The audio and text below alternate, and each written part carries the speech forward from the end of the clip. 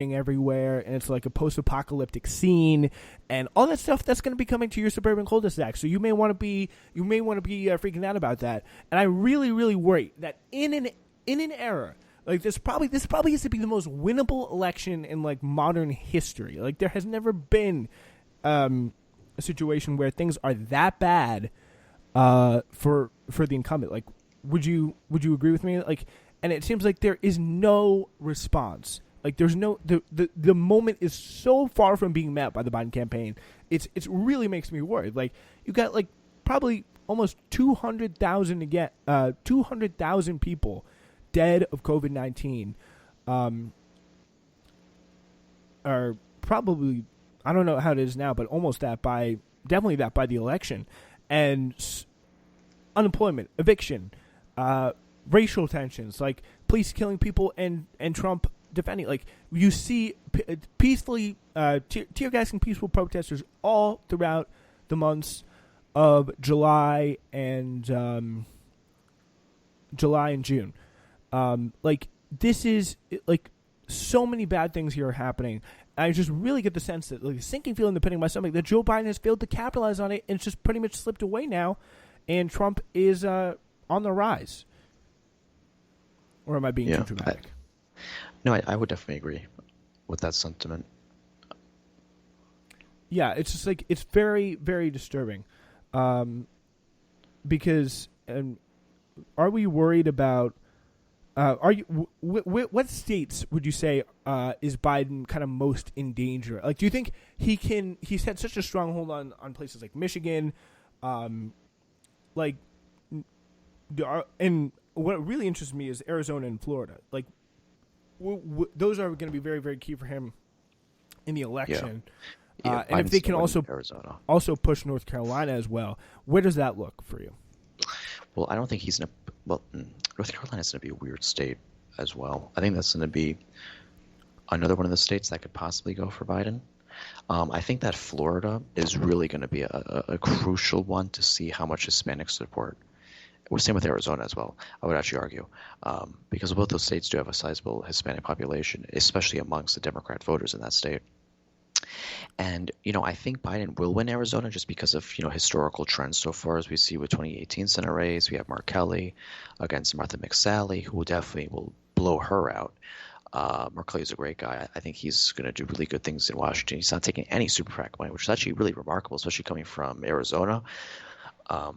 And I don't know exactly his policy. I haven't really looked too much on him. I do hear, though, that I was reading about that he may be actually endorsing a Green New Deal, which I was reading about, and which would be actually quite interesting if he actually does go down that road. Biden would be? No, not Biden. Well, actually, speaking of Biden did change a lot of his drafts to almost like he went to like a Warren plan, which is instead of 2030, 2035.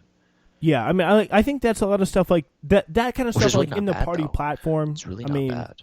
Well, it's not bad, but like his plan before was like I think like 2060. It was like it was pretty bad. Like that was pretty bad. Like that was like guy, just putting that in there, and also like some of the things he said, like in the Democratic Party platform, like supporting legalization of marijuana, like things like Medicare for all. Like these are really largely symbolic gestures. They're overtures. They're attempts to, I mean, like they really are, as in the words of the show Veep. I keep coming back whenever I talk about the platform. It's like it's a list of things you're not going to do when you get in office. Like no one is going to come up to you when you're President Biden 1 or 2 years in and be like, "Are you going to follow the platform? Are you going to follow the Democrat?" Like, it just does not happen in the normal news cycle. But like they couldn't even do that. And I think that just sets a tone and shows you the campaign he's trying to run here. And I just don't know if that constituency is the like the suburban never Trump constituency that Biden's trying to go after is going to be big enough. I think, well, actually, I disagree because that's actually what pushed a lot of Democrats in like for example in Virginia in 2018, yes, but in 2020, That's the question. 2020, I don't think he should Didn't be work in racing 2016. for suburban. It did not. I don't think he should be necessarily going straight for suburban. I definitely do think it should be one of his categories, but I definitely would agree on the sentiment that it should not be his only sport. Like, I definitely do think he should be racing against Hispanic, African American sport, and especially working class sport. And actually, speaking of working class sport, Biden actually is relatively strong working class sport already. I mean, we see that in the Democrat primary, that many areas that went for Trump had record numbers of Democrats go out and vote in primaries in Michigan. I don't know about Wisconsin this type, but Michigan did have record number of Democrats go out and vote in the primary for Biden. And that was at points where pretty much the primary was over and there was a pandemic going on at that time. Yeah. So, the fact that that happened during a primary, like, I think that's a pretty big red flag for Trump and a green flag for Biden, that in that one state alone, he's already pretty strong. And I think that what that means is he needs to make sure Pittsburgh comes out strong in Pennsylvania, because that's what really hurt Hillary last time, is that, no one liked her. No one really likes Biden, and I don't really blame them. I mean, I think she's more like I think he's more flat, whereas Hillary is more negative. Hillary is more negative, and she's also looked at as a coastal elite because of how she became popular through her husband. Biden is looked for some reason as someone who, I don't really understand why, but he's looked as someone for some reason who's more like union organized, and which makes no sense. It's just like it's just not true in any way. It really isn't. I mean, but if for some reason people like in Pennsylvania, Michigan, like love the guy, they freaking bow on their knees and they start praying to him. It's like it's almost like he's a god to them for some reason. But in regards to, I still to this day, I don't mean to change the subject, but I still to this day really think that Warren would have been the best candidate in this race, especially right now. Because Biden is just, I just say that Warren would have been like. If a lot of stuff would have, like, maybe in September, but like the fact that like September of last year, like, but if you look at how much she politically, like the support she had in the Democratic Party, like it was coming from almost nowhere, like by the end of it. I mean, yeah, you could probably say Bernie was as well. I mean, the only thing I don't really care about Bernie is that against Trump, he would not be good at all with debates. Like, Elizabeth Warren is a very good debater. I disagree. And I think, really? Well, he was horrible against Biden. He was horrible against Biden. I disagree with that as well. Really? He was horrible against Biden? Because he didn't attack Biden at all on many issues. He let Biden kill him. I do agree with that. I do agree with that. But I think the debate wasn't as bad, but I think the one-on-one campaigns, the general one-on-one campaign that Sanders kind of ran against Biden there for a few weeks was just not. That was awful. That was really dirt. I think it was a letdown to his supporters and the people that have spent a lot of time, a lot more than me, into his campaign. Well, that's why I don't like him, because like, how can I trust he's going to destroy Trump in a debate? Like, Elizabeth Warren is here's what I think about that. Because he genuinely liked Joe Biden. I think Matt Taibbi, who's I don't know if you're familiar with him. He's a reporter. Yeah, I know he is. I've heard of him. I actually like him pretty much. Yeah. Yeah, he had a very interesting kind of story about this. Was like when Bernie first came to the Senate, he was like kind of an outcast, not the cool kid on the block. I mean, I guess people were kind of giving him the cold shoulder, not really giving him the time of day in there. And Biden, Joe and Jill both like actually extended a hand, really tried to like make friends with him when he got in there. And I think that went such a long way from him, and they really formed a genuine, true friendship. But when you're talking about like people, like when he was running against Hillary Clinton, when he was running against people when he talks about like Rahm Emanuel or like Hillary Clinton, or really like the kind of the vultures in the center of the Democratic Party, like you can tell that he is like pissed off about them. And if you can imagine, this is the Democratic Party, like what is he going to be like against Trump? Like he would not hold back in a debate, and I think his other debate performances throughout the primaries were very, very good.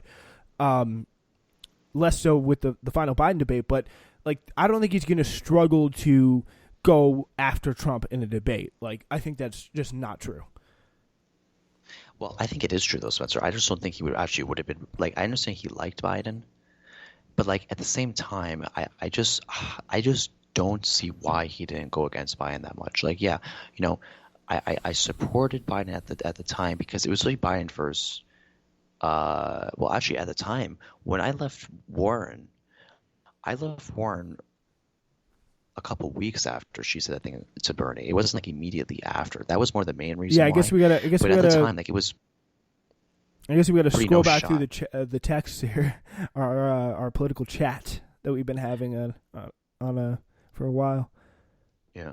Uh, um, but in regards to that, I mean, Spencer, I don't really care for Biden's policy. I do support Warren's policies. I don't dislike Bernie's policies. What I don't care about Bernie is that the fact of the matter is he could have won the primary, but he decided not to go hardcore on Biden, which I think is so dumb not to. I understand he has a good friendship, but it's literally like I was that was tough to watch for me as well. Like if it was I did not like Bernie that. and I do Warren, agree with you about that. if it was Bernie and Warren, I can understand because they're pretty close friends. But like, come on, if Bernie and Biden, yeah, I think are like especially so polar opposite. It's like not even a joke. I would totally agree with you on that. Yeah. So, and I think, are you familiar? Because I know you know probably a little bit more about the state of Massachusetts, like South Hadley. Yes. What is that? Here. What is that like? Like, can you what are the demographics like? Is that like a working class town? Is that a poor like? Because that is interestingly enough, with 3 precincts of 14 reporting in Holyoke, Alex Morris, West Hadley, Trails, Richard Neal, 56 to 44. Did he win Holyoke? Let's see. I'd actually be interested to look up. But South Hadley, for example, Neal won Hadley. Neal won Hadley and Markey won Hadley as well. So South Hadley. So like, if you could just like give it an idea of like what type of town is that? South Hadley. I'm trying to look at the map here. Is South Hadley? It's right just to the north of Holyoke. And Holyoke is, I know, western. I'm just trying to see here. What's the next? Because I'm looking at I'm looking at Williamsburg right now. Hatfield. Here's Hadley. Hadley and Amherst. South Hadley, Amherst. South Hadley. Holyoke. Holyoke went to Kennedy, it says here. For me on this, WBUR went to Kennedy, Holyoke. No, South Hadley. South Hadley did not. Yeah, South Hadley went to Markey by very few actually. But so that area, that part of the state is kind of interesting because Amherst, which is just the northeast, is that's the main center for UMass Amherst, and you got Amherst College. But overall, pretty farmland area. I mean, even Holyoke, relatively farmland. The majority of that place, it's almost like going to for us. Or for anyone watching the show, it's basically like driving to you think of upstate New York, you think of Vermont, you think of New Hampshire, Maine. Some of these like kind of like mostly deserted, spread out, not really suburb, very rural area. That's sort of what you're going to get out there. The only real urban town in quote unquote Western Massachusetts is Worcester. Pittsfield is somewhat. It's not too big. Holyoke is a pretty big town. I think it's like 10,000 people. Like it's a legit city. I'm pretty sure. Oh no, Pittsfield. Holyoke. So you consider it a large urban area. Like Worcester is bigger. Holyoke I don't really consider a large urban area either. I consider that more of a suburban. Springfield is pretty big as well. No, Springfield is huge. Yeah, Springfield is really big. Springfield is a big town. Actually, that went for Kennedy. I'm just trying to find it here. Where is it? Oh, here it is. Yeah, wow, Kennedy destroyed Markey there. My goodness, 63 to 36. Huh. Okay, so yeah, and then Holyoke, and then that's interesting. The fact that Alex Morse couldn't even win his own city. Yeah, like that. I think that probably shows more to like a name recognition thing. It definitely does, and I think also that stupid thing with the freaking I think those two things played a big role. So much. Do you think that could set a stage for kind of a Cory Bush, Marie Newman style second time the charm kind of thing? I definitely think so. I would not be shocked. Do you think he should run again? I would recommend he run again. I think that this might be his last run anyway, because look, I think he's so Neal? old. Yeah, I don't Neal, think. I thought Neal looks to be like 50s or 60s. I mean, that's what I would guess by looking at him. Maybe. But I don't think next time will he be his actual last. 71. But I think that he definitely should consider running because it's not like he's going to be there for that much longer. But I do think he should run again next time because I think that for what he should do for the next 2 years is try to make an even bigger like grassroots movement. Yeah, I think he should kind of follow like the pathway of Cory Bush, the pathway of Marie Newman against Dan Lipinski. Because now he knows where he lacks. This is like the prerequisite, basically, to see like, oh, okay, so this is where I did good, this is where I did bad. Yeah. So you get a second chance. You get a second chance around the next. This is what like Yeah. And I think getting the name over there, getting the name out there, I think that's a big part of it. And definitely. really, I think he got to what, $2 million was his end of fundraising, and the fundraising came super late. I think that's a big part of it. Yeah, I But, definitely would agree. yeah.